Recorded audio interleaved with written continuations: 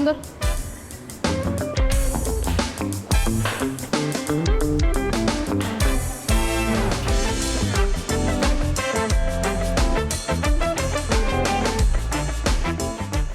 Апай, сізге айтатын сөзім бар еді. Айта қалайын жағдай. Мам, түсінесің. Назым есінен шығып кетті ма? Бүгін бізге ерте қайту керек еді ғой. Қоя тұрса, сөйлестіңіз ба? Ту, апай, кейін айта салады әңгімесін. Бүгін бізге ерте қайту керек. Кеттік. Сау болыңыз, апай.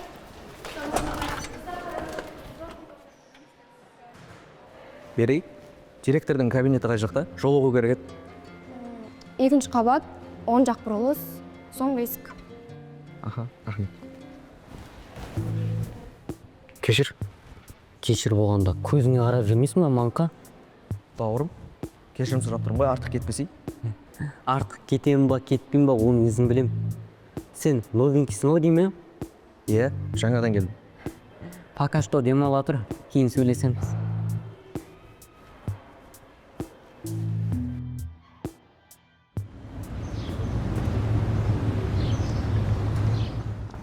Сен де бәрін апайға айтып бермекшісің ба? Сендер дұрыс емес қой.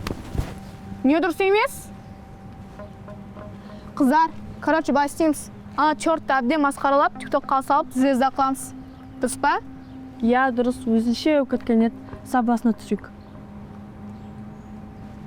Ару масқара қылатын қандай идея бар? Мәше, білмеймін. Не істейміз? Басына 30 жұмыртқа жарайық та?